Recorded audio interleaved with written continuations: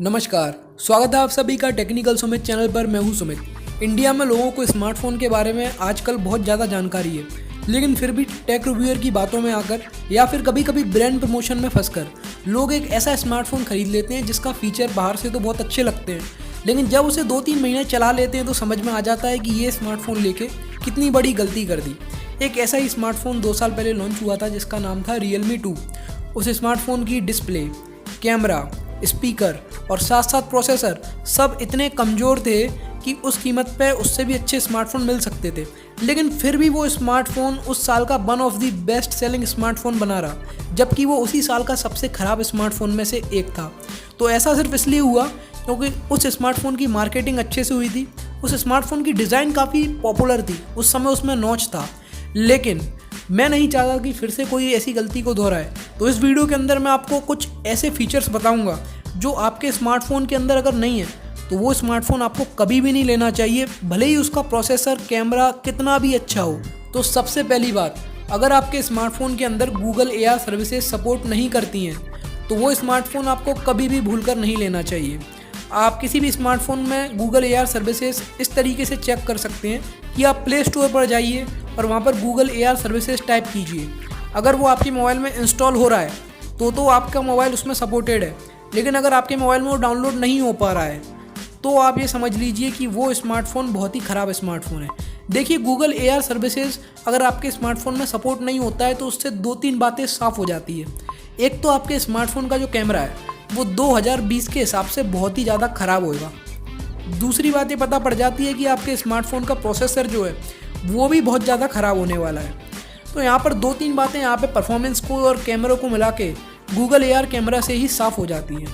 और तीसरी बात यह है कि अगर आपके मोबाइल फ़ोन के अंदर गूगल AR कैमरा सपोर्ट नहीं करता है तो आप भविष्य में आने वाली बहुत ही बढ़िया किस्म की ऐप्स को अपने मोबाइल में नहीं चला पाएंगे। जैसे कि AR गेम्स आते हैं, उनके लिए आप अपने मोबाइल के कैमरे का उपयोग नहीं कर पाएंगे। अगर आपको अपने घर की किसी अलमारी को या फिर अपने घर की दीवार को या आपको अपनी हाइट अपने कैमरे से नापनी है, जो कि नापा जा सकता है, तो वो वाला फीचर भी आप अपने मोबाइल में सपोर्ट नहीं कर पाएंगे, जो कि गूगल पर मेजर नाम के ऐप से आप नाप सकते हैं। तो ये सब आप अपने स्मार्टफोन से नहीं कर पाएंगे अगर आपके स्मार्टफोन के अंदर गूगल AR सर्विसेज का सपोर्ट नहीं है। बहुत सारे 15-15, 16-16, 20-20 हज़ार तक के स्मार्टफोन के अंदर गूगल AR सर्विसेज का सपोर्ट नहीं रहता है। तो आप समझ सकते हैं कि ये कितना बड़ा घोटाला है और कंपनी इस फीचर्स को कैसे चुटकियों में निकाल देती है और लोगों को पता भी नहीं पड़ता है। दूसरा फीचर ये है कि अगर आपके स्मार्टफोन के अंदर कैमरा टू API का सपोर्ट नहीं है तो वो स्मार्टफोन लेने से भी आपको थोड़ा बचना चाहिए, क्योंकि कैमरा टू API सिर्फ उन्हीं स्मार्टफोन के अंदर इनेबल होता है जिनको लेकर कंपनी कॉन्फिडेंट होती है। कंपनी इस बारे में डरती नहीं है। कंपनी जानती है कि उनका स्मार्टफोन कैमरा टू API को सपोर्ट कर लेगा बड़े ही आराम से गूगल कैमरा को सपोर्ट कर लेगा। लेकिन जिन कंपनियों को इस बात का डर लगा रहता है कि अगर यूज़र ने कैमरा टू API का इस्तेमाल करा तो वो मोबाइल हैंग होने लगेगा या फिर उसमें तरह तरह के बग्स सामने निकल कर आ जाएंगे, वही कंपनी उस मोबाइल के अंदर कैमरा टू API का ऑप्शन बंद कर देती है। जैसे कि Realme 2 के अंदर एक बहुत ही कमज़ोर प्रोसेसर था, इसीलिए कभी भी Realme ने अपने उस स्मार्टफोन के अंदर कैमरा टू API को चालू नहीं करा, जिससे कि कभी यूज़र्स को ये पता ही नहीं पड़ पाएगा कि उसका प्रोसेसर कितना ज़्यादा कमज़ोर है। लेकिन उसी प्राइस में मिलने वाले Redmi Note 7S ने कैमरा टू API को इनेबल कर रखा था।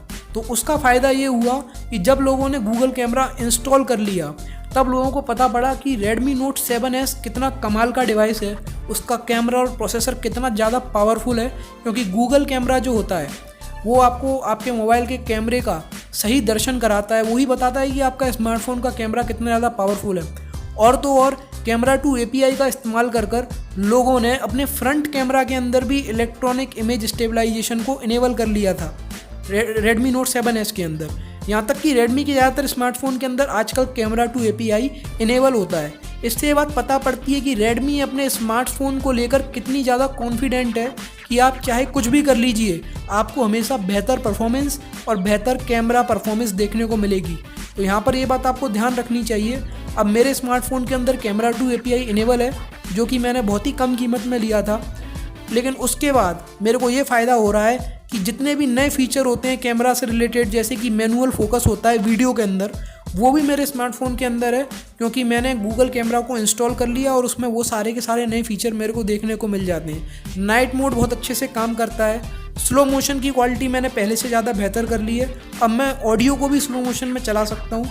तो ये बहुत सारे फीचर जिसके लिए मैं एक अगला वीडियो बना सकता हूँ, ये आपको कैमरा टू API के होने से ही मिलते हैं। तीसरी बात यह है कि आपको वो स्मार्टफोन लेने से बचना चाहिए जिनकी स्क्रीन का रिजोल्यूशन फुल HD से कम है, क्योंकि पिक्सल्स के बीच में डिस्टेंस जितनी कम होगी वो आँखों के लिए उतना ही ज़्यादा बढ़िया स्क्रीन होगा।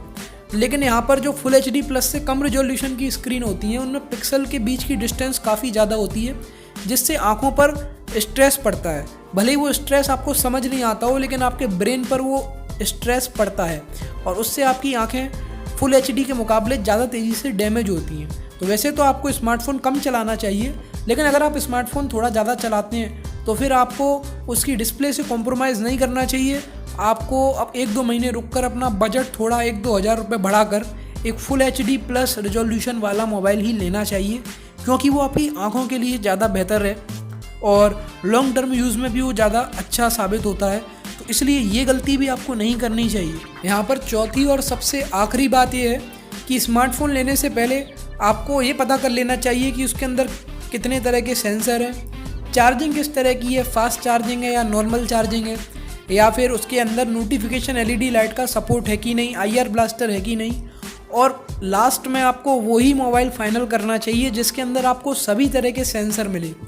यहाँ पर मैंने खुद ऐसा देखा है कि लोग Realme के स्मार्टफोन खुशी खुशी ले लेते हैं, लेकिन Realme के स्मार्टफोन के अंदर बहुत सारे सेंसर मिस होते हैं। IR ब्लास्टर नहीं देखने को मिलेगा आपको कभी भी Realme के स्मार्टफोन के अंदर। ऊपर से आपको नोटिफिकेशन LED लाइट का सपोर्ट भी नहीं देखने को मिलता है।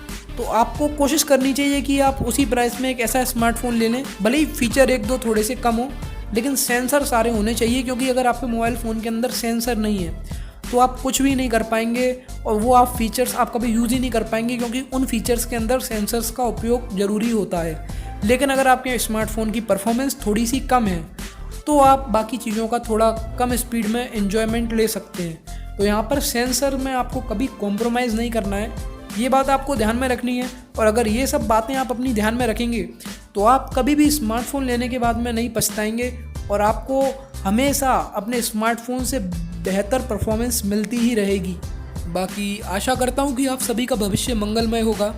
हर अल्टरनेट संडे हम इस चैनल पर कंपैरिजन वीडियोस बनाते हैं, तो अगर आप कोई टॉपिक सजेस्ट करना चाहते हैं तो नीचे कमेंट सेक्शन में ज़रूर लिखिए, जिससे कि हमें भी आइडिया हो और अगला अल्टरनेट संडे को वीडियो हम रिलीज़ कर सकें अगर हमें उसके बारे में नॉलेज है तो इस वीडियो को यहाँ तक देखने के लिए आप सभी लोगों का धन्यवाद। अगर आपको चैनल अच्छा लग रहा है तो सब्सक्राइब जरूर कीजिए, लाइक करके बताइए कि आप मेरी बात से सहमत हैं या नहीं, और कमेंट करना तो बिल्कुल भी मत भूलिए। धन्यवाद, मिलते हैं अगले संडे को। जय हिंद।